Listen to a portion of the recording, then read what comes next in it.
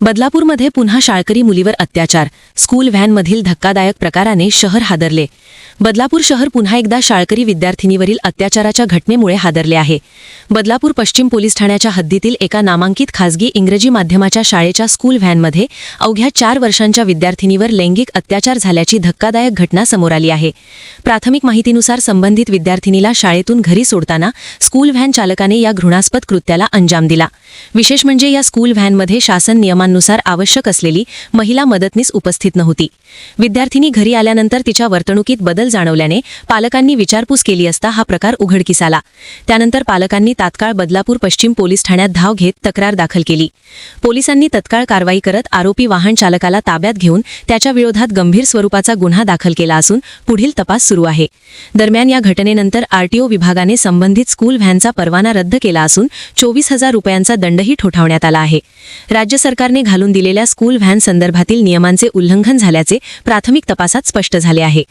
गंभीर बाब म्हणजे 1.5 वर्षापूर्वी बदलापूरमध्ये अशाच प्रकारची घटना घडूनही शाळा प्रशासन, शिक्षण विभाग आणि आरटीओ कडून कोणतीही ठोस खबरदारी घेतली जात नसल्याचा आरोप नागरिक करत आहेत।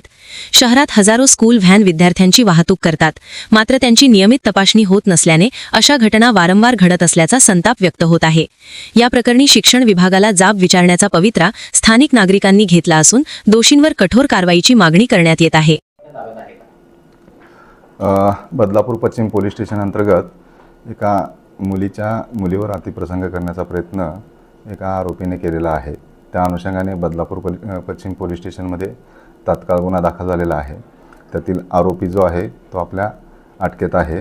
त्याचबरोबर मुलींची वैद्यकीय चाचणी आहे, त्या मुलीची वैद्यकीय चाचणी चालू आहे।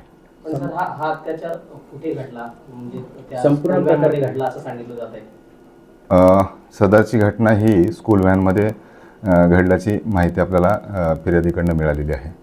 ही स्कूल व्हॅन शाळेची होती की प्रायव्हेट होती? प्रायव्हेट स्कूल व्हॅन होती ती।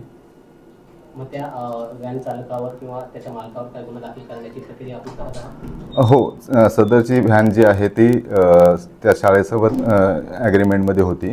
त्या अनुषंगानं आपण पुढील चौकशी करून त्या अनुषंगानं पुढील कारवाई करत आहोत। संपूर्ण प्रकरण काय आहे? कारण की फिर्यादीने काय माहिती दिली, संपूर्ण प्रकरण काय? नाही, सदर घटनेमध्ये फिर्यादीने जी फिर्याद दिलेली आहे त्या फिर्यादीमध्ये दुपारी 1:30 ते 2च्या दरम्यान त्या मुलीला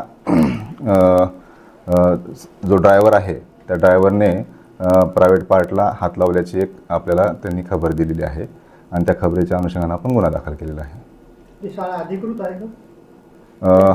त्याविषयी तपासामध्ये आपण माहिती घेऊ। ठीक आहे। अंतर्गत गुन्ह्यामधील प्राप्त पत्रानुसार वाहन क्रमांक 05EV 6414 या वाहनावर मोटार वाहन कायद्याअंतर्गत कारवाई करण्यात आली आहे। सदरचे वाहन हे खाजगी असून ते शाळेतील विद्यार्थ्यांना ने-आण करण्यासाठी वापरलेले आहे।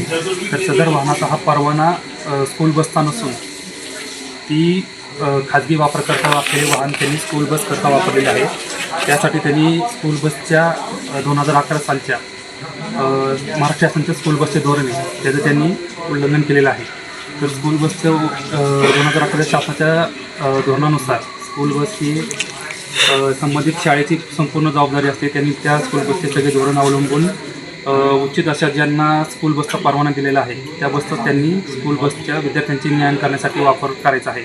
तर ह्याच्यामध्ये स्कूल बससाठी त्या स्कूल बसच्या नियमांतर्गत त्याच्यामध्ये महिला अटेंडंट असणे, प्लस त्याच्यामध्ये स्पीड गव्हर्नर असणे जे की वेगावर नियंत्रण ठेवतं। त्याच्यानंतर पॅनिक बटन, जर एखादी काही गुन्हा झाला काही केस असेल तर त्याच्यामध्ये GPS पॅनिक बटन त्याच्यामध्ये असावे अशी त्याच्यामध्ये तरतूद असते। तर ह्या सगळ्या तरतुदी ह्या खाजगी वाहनामध्ये नसतात, जी की सेम ह्या प्रकारमध्ये झालेलं आहे। तर सदर वाहनानुसार आम्ही त्या मोटार वाहन कायद्यानुसार त्याच्यावर कारवाई केलेली आहे, ज्याच्यामध्ये स्कूल बस परमिट शिवाय हे वाहन चालत होते।